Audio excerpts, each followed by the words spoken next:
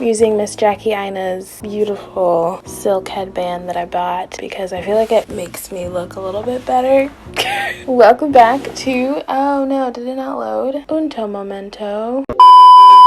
Okay, we did it. Hello everybody, welcome back to my channel. My name is Isis and this is Isis Says Hi. I research videos about topics that matter to me. We also reached 30 subscribers.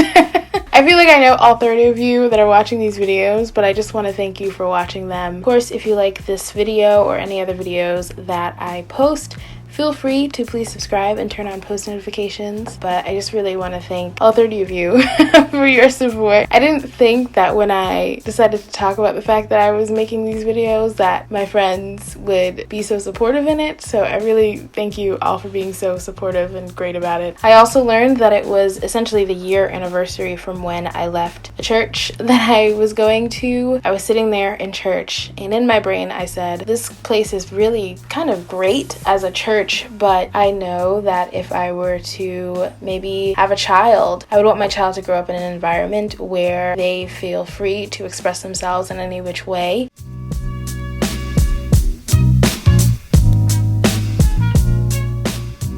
And the pastor literally got up to preach and just was really homophobic, didn't understand relationships that were not just between two people. If something isn't good for somebody else, it's most likely not good for you, particularly if you're putting so much weight into that person's livelihood and decision making. This isn't a good place for you either way. Like, you knew you were going to leave at some point, and so why would you stay? So I did leave. I was so angry. I vented to my friends on Snapchat about it. I think it was probably about, I guess, like 2-3 months, and then I stumbled upon a church that I really loved. They are so nice, so welcoming, so sweet. They believe in science, very inclusive of the LGBTQ plus community. They're also just inclusive in terms, like, with people of color, and talk about race almost every week. I've never felt more at home than I have ever. There's my story. Let's get into today's video topic. So, one cool thing, I think I've cracked the code in reading my script and also looking at the camera. So adultification is when teachers, law enforcement officials, and parents view black girls as less innocent and more adult-like than their white peers. This perspective often paints black girls as disruptive and malicious for age-appropriate behaviors. So adultification can take two forms: through socialization, where children function at a more mature level because of their environment. This happens mostly in low-resource environments or low-income environments, and through a stereotype that is based on how adults perceive children, particularly black children. If authorities in public systems view black girls as less innocent, less needing of protection, and more like adults, it appears that they would also view black girls as more guilty. This means adultification may serve as a contributing cause of black girls getting harsher discipline outcomes in schools and harsher treatment by law enforcement. In short, the world ages black girls up, which leaves them unable to access the privileges of childhood, like the benefit of the doubt in punishment situations, and support figures like mentors. There are 3 stereotypes of black women that are just as prominent today as it was back in slave times. These stereotypes paint black women as hypersexual, boisterous, aggressive, and immoral. The 3 stereotypes are: Sapphire, she's usually loud, aggressive, angry, stubborn, and unfeminine. Jezebel, she's usually hypersexualized, seductive, and exploits men's weaknesses. And of course, Mammy. She's usually self-sacrificing, nurturing, loving, and asexual. The slave trade demanded that black girls be adults and hold the sexual fantasies of the master. They had to cook, clean, and pick cotton. These images and historical stereotypes of black women have real-life consequences. Many black girls who participate in studies describe having to deal with people's expectations that they were angry or aggressive. Starting in childhood, black girls are seen as sassy or accused of having attitude problems, perceptions often rooted in stereotypes of the angry black woman. In other cases, black girls are sexualized, being accused of being fast or trying to attract male attention with their clothes. This aligns with the Jezebel stereotype we talked about earlier. It's really funny because I literally just did this because I wanted to cover my cleavage. Love that! This shows up a lot in school dress codes as well. And if you've ever been been a black girl in a lovely conservative or Pentecostal apostolic church, you know how that is. In Black Bodies, White Bodies, toward an iconography of female sexuality in late 19th century art, medicine, and literature, Sander Gilman, a professor of liberal arts and sciences at Emory University, argues that the presence of black servants in 19th century art served to compare their supposed sexual immorality with the purity of the white people who surrounded them, usually white women. As racism became ingrained in society overall, so did these specific attitudes about black women. The black body and the black woman, by default, were seen as hypersexual, and sexuality is something linked to adulthood in our society. Trigger warning, this goes into talk about police brutality and police violence, particularly against black girls. The adultification of black girls is worsened by America's inability to let black children just be black children and propensity to inflict violence onto them. It's why cops confused 12-year-old Tamir Rice with an adult man before killing him. Adultification not only hinders black girls' childhoods, but it reiterates the social practices that punish us more, give us less emotional support, and push us into the school-to-prison pipeline. As girls are forming their view of the world and their place in it, and their relationship to others, they are getting this feedback that they don't need nurturing or protection. I cannot tell you how many black women I listen to that are in their mid-30s or older and are just now learning that what they were taught in their childhood is not what they should have been taught, and what they went through in their childhood was not something that they should have been fully exposed to. We are deserving of love and nurturing and care just as much as anybody else.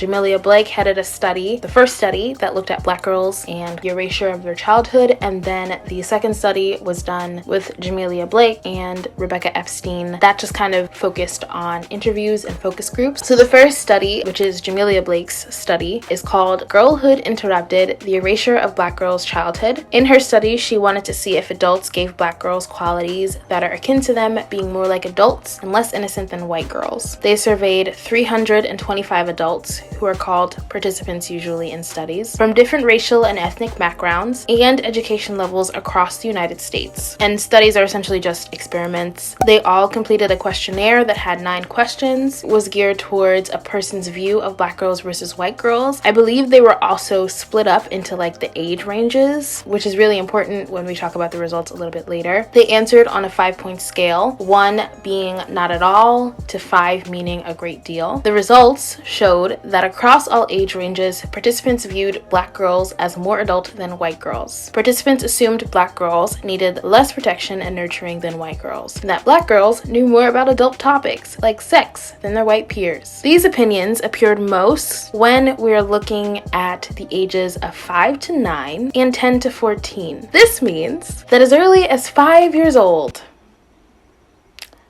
apparently, I was incredibly mature, knew about adult topics like sex, and had adult roles in the house. When I was 5 years old, I lived in Queens with my grandma and my aunt and my mom. I did not have any adult responsibilities because I was 5. I did not know about sex because I was 5.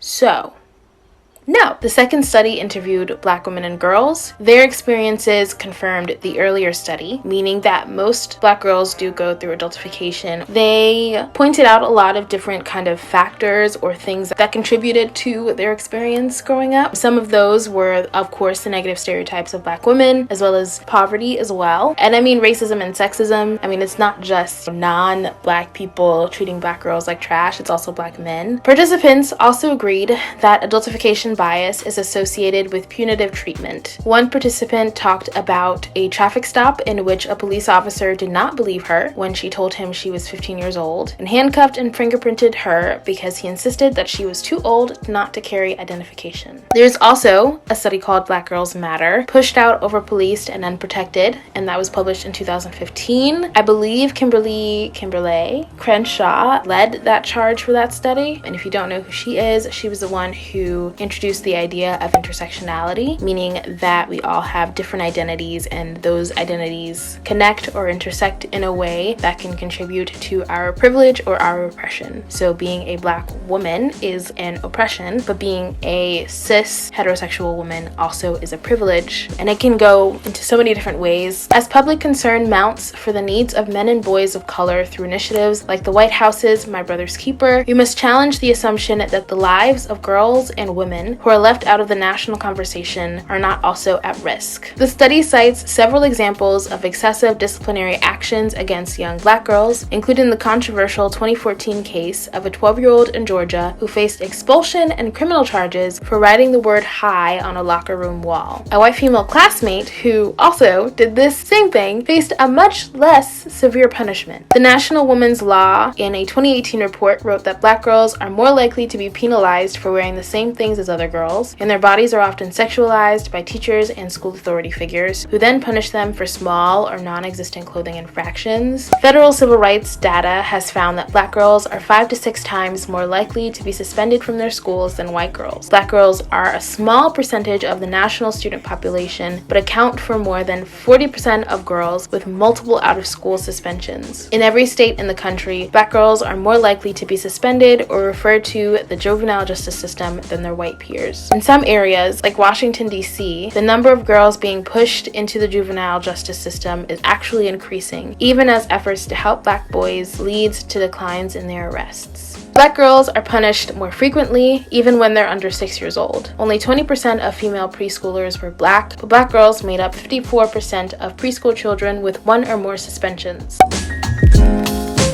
So some solutions beyond raising awareness of the issue: educators and authority figures must take action by improving their cultural competence and learning how to communicate with Black girls effectively. Cultural competence is more being a bit more aware of the identities that people carry. Those in positions of authority over Black girls' lives need to treat girls based on their developmental age. This might involve calling out how adults speak to and about Black children in our communities. Stop calling them young women. It kind of takes a more heavier weight and no longer lets them be seen as Black children, but as adults. And they're not adults, they're children. There are ways to talk to them and there are ways to get through that conflict with them that isn't demoralizing their character. Other examples are, her grades are good, but she's disruptive in class, which I've heard a lot. Because if their grades are good, then you're also giving them a grade based on behavior. So obviously they're not disruptive in class. There are so many little things that Black children go through. These are things that we really do have to be careful of and thoughtful of. Being Black,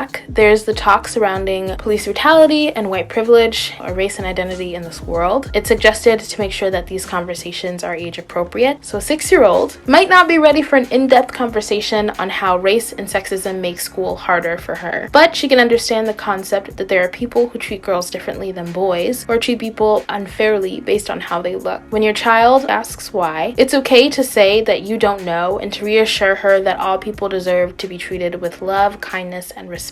This was inspired by Cuties. I watched D'Angelo Wallace's video. I kind of trust his opinion on this. I was gonna watch the movie in preparation, but watching his video, I was like, maybe I shouldn't. I find it really frustrating and unfortunate that she's the main character in a movie that is supposed to be coming of age, but honestly is just child exploitation. Children deserve to be children. They deserve to grow up without being exploited or treated as anyone else but children. Black and brown kids particularly do not get the ability to be Black and brown kids. They have so much trauma and so many things that they have to work through that it's really important that that is being kept in our heads when we're interacting with them. It doesn't matter what role you play in their lives, but that's so important. They are trying to figure out themselves and trying to figure out their identity, particularly in a world that hates their identity. And so it's really important that we give grace and thought to that. They deserve to live in a world that allows them to be who they are. So see you all in the next video. Thank you for watching, and yeah, bye.